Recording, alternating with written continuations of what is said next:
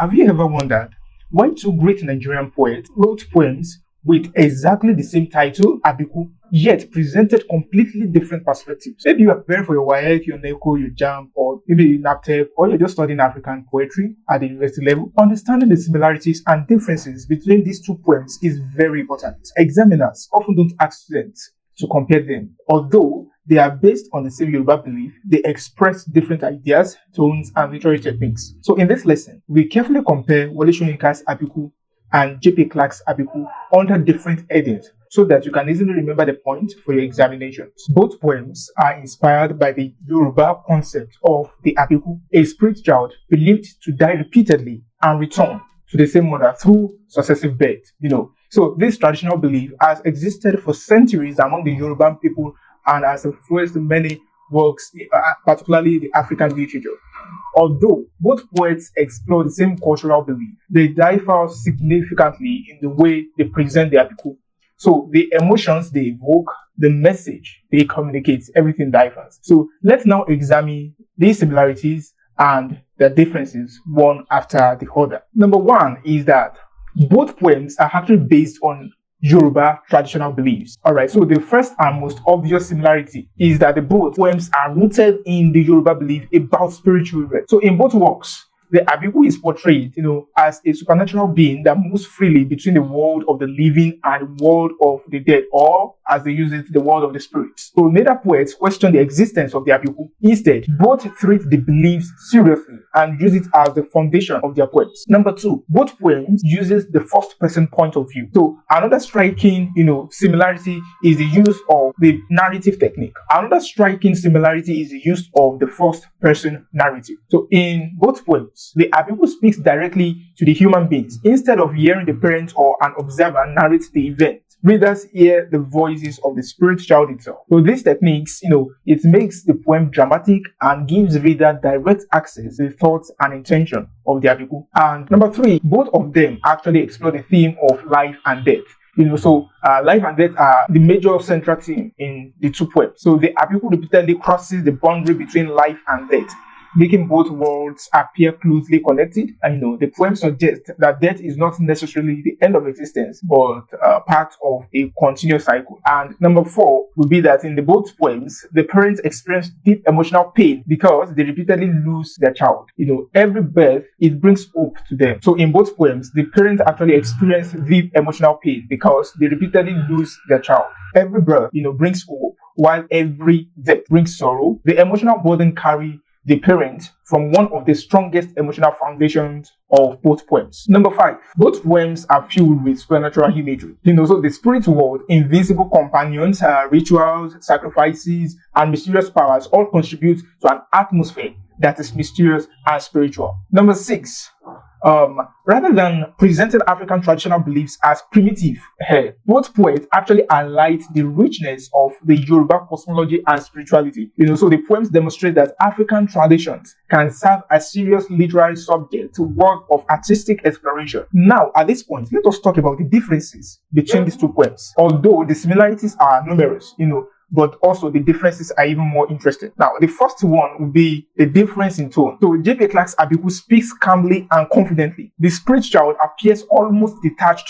from the suffering it causes. Its voices is controlled, direct, and matter of fact. So Wole Soyinka's Abiku, on the other hand, sounds more threatening, mysterious, and emotionally intense. His speaker appears more powerful and more deeply connected to the spiritual world. So the language creates a darker and more haunting atmosphere. Number two is the difference in language. So J.P. Clark employs relatively simple and straightforward language. His expressions are easier to understand, making the poem more accessible to readers. But Wole Soyinka uses highly symbolic, condensed, and complex language.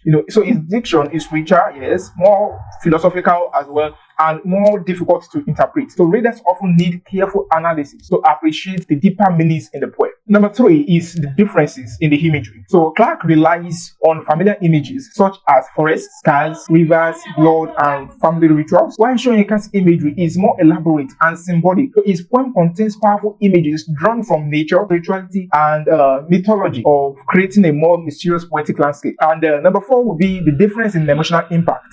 They portray this differently. Clark's poem poem emphasizes the repeated cycle of birth and death. So the focus remains on explaining the Abiku's identity and its refusal to remain permanent with humans. But Soyinka's own places greater emphasis on emotional tension between the spirit child and the parent. So his poem creates stronger feelings of fear, uncertainty, and spiritual conflict. And number 5, let us talk about the differences in relationship with the parent. Because in Clark's poem, the Abiku simply informs the parent that their efforts are useless.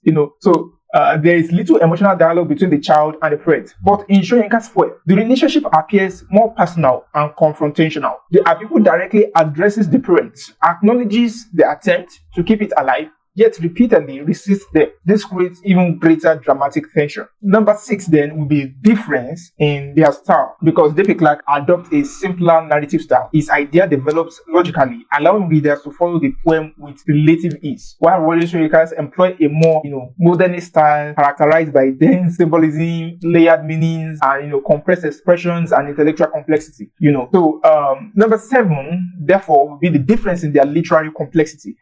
Because Clark's poem actually is generally regarded as easier to analyze. The symbolism, the themes, and the imageries are more direct, while Soyinka's poem requires a deeper interpretation because many expressions carry multiple symbolic meanings. So his style demands closer reading and greater literary sensitivity. Number 8, let us talk about the differences in the overall message of the poem. Clark emphasizes the inevitability of the Abiku's repeated departures. His poem presents the spirit child as accepting his supernatural destiny without much more emotional conflict. But in Soyinka's poem, Soyinka explores not only destiny, but also the tension between human love and supernatural obligation. So his poem raises deeper philosophical questions about existence, identity, attachment, and the struggle between the opposing worlds, that is, the physical world and the spirit world. Now, there is something very important for us to talk about. I've often seen people discuss and debate about it over time, that which of these two poems is actually more difficult. Many literature students agrees that Wole Soyinka's Abiku is more difficult to understand than J.P. Clark's version. This is mainly because Soyinka uses highly symbolic language, compressed expressions, and complex imagery. But J.P. Clark's poem, while rich in symbolism, presents its ideas more directly and is generally easier for students to interpret. However, both poems require a good understanding of Yoruba traditional belief to appreciate their full meaning. So therefore, whenever you are asked to compare these two poems, remember to discuss both the similarities and the differences. Begin by mentioning that both poems are based on the Yoruba concept of the Abiku, even though J.P. Clark is an Igbo man, but then Abiku itself is a Yoruba word. Then compare their themes, tone, language, imagery, symbolism, characterization, style, and overall message. So support each point with clear explanations rather than merely listing them. So examiners reward students who explain their comparison in details and show an understanding of how each poet appreciates the same subject differently. So conclusively, although Wole Soyinka and J.P. Clark write about the same cultural phenomenon, they produce two remarkably different poetic experiences. J.P. Clark presents the Abiku in a simple, controlled, and straightforward manner, focusing, on the spirit child's repeated return to the supernatural world and the helplessness of the parents. Wole Soyinka, however, transform the same subject into a more complex and symbolic exploration of life, death, destiny, and the mysterious relationship between the human and the spiritual world. His language is denser, his imagery more intricate, and his emotional atmosphere more intense. Together, these two poems actually enrich African literature by demonstrating how different poets can draw from the same cultural tradition, yet create unique artistic vision. Therefore, understanding both their shared foundation and their contrasting techniques will not only improve your appreciation of African poetry, but also prepare you to answer comparison questions confidently in any literature exam. So, if these videos have been helping you in any way, I want you to subscribe to this YouTube channel. I want you to like, I want you to comment, I want you to share it with other people. That is the only way you can assist me on this YouTube channel, because we are dedicated to posting content that have to do with literature, with English language, with examinations, and even exam tips. My name is Ayorinde Samson Toby, and I am currently a 4th year student of Ekiti State University in the Department of Arts and Language. And I will see you in the next video. Bye for now.